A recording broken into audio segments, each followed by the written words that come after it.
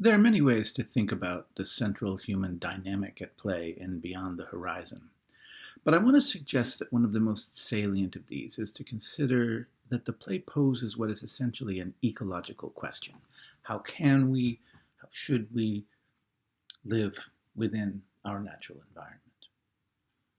That this question, or this type of question, was top of mind for O'Neill can be glimpsed, I think, just by looking at the play's opening stage direction. And I'm just going to read a few pieces of it here.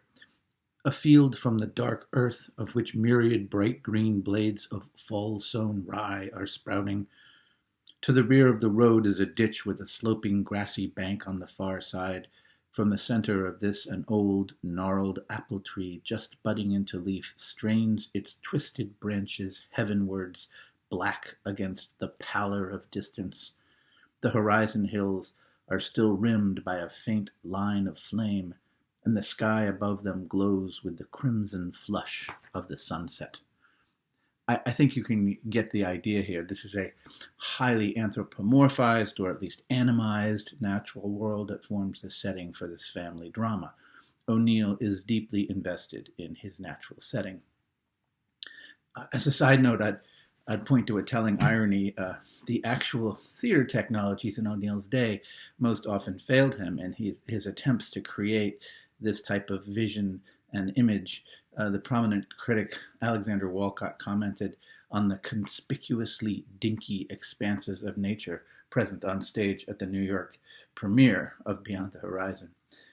But more seriously, we can ask, if O'Neill is deeply concerned with that natural setting, how is he framing his question about his characters living within nature? How does Beyond the Horizon make us consider our situatedness in new ways?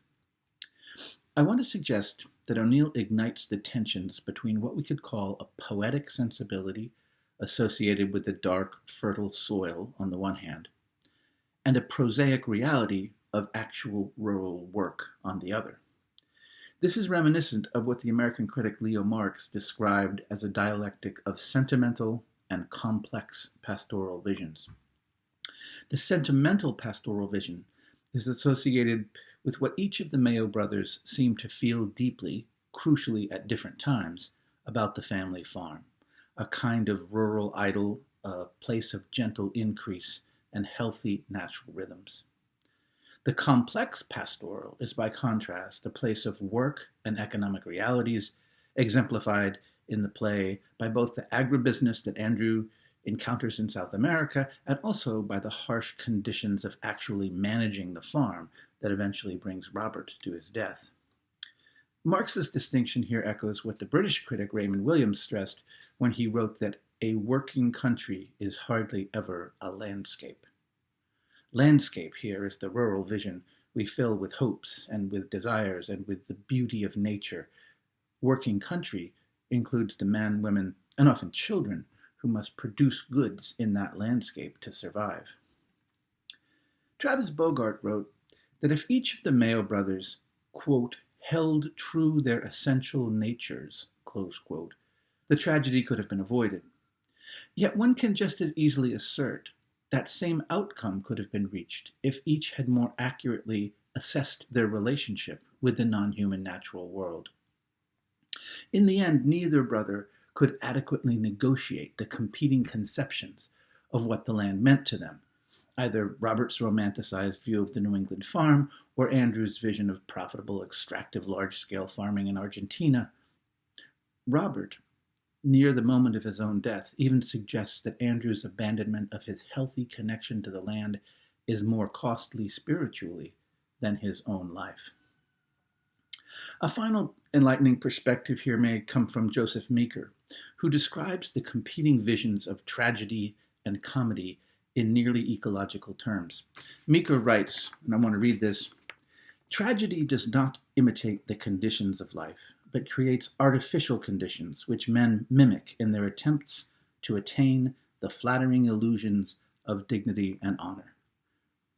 Tragedy does not imitate the conditions of life, but creates artificial conditions.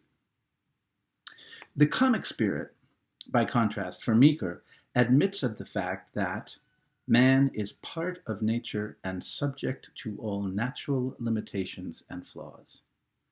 Part of nature and subject to natural limitations and flaws.